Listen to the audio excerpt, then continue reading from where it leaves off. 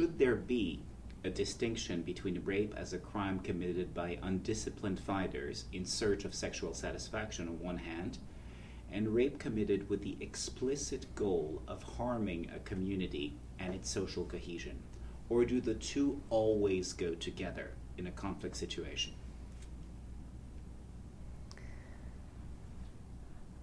I think it's quite hard to make a distinction between the two. I think violence in the way that it's perpetrated in a conflict setting is quite ruthless. It tends to happen. It can happen at night. It can happen without warning. It can be sort of premeditated and systematic, but it can also occur in the course of conflict. It can happen not only as what you've described as a weapon of war, but it can also happen in humanitarian settings, where it's committed by not only by armed individuals but also by members of the family. There can be instances of domestic violence can seriously rise in a humanitarian setting, so it's quite difficult to make the distinction. There's been a lot of discussion, of course, on armed men, specifically in the Democratic Republic of Congo, committing rape against remote rural women, members of remote rural communities.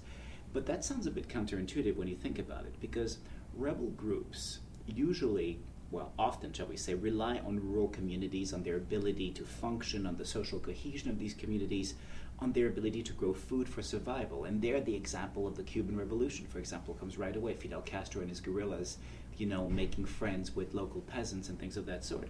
So that sounds counterintuitive, because we get all these reports of armed rebels in Congo attacking villages, Luvungi, for example, and for days on end raping men and women, children, and things of that sort. What's going on there?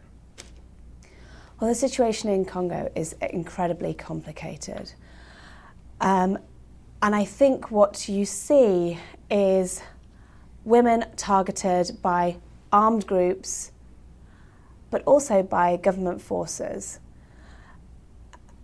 The situation is very difficult to explain, but what we are seeing is that those communities that are particularly remote are targeted.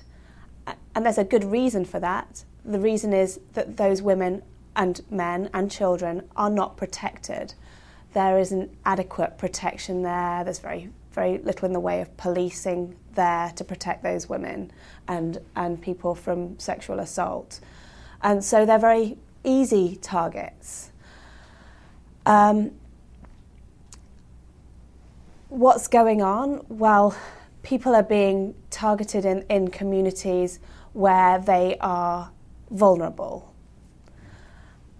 and they have very little recourse.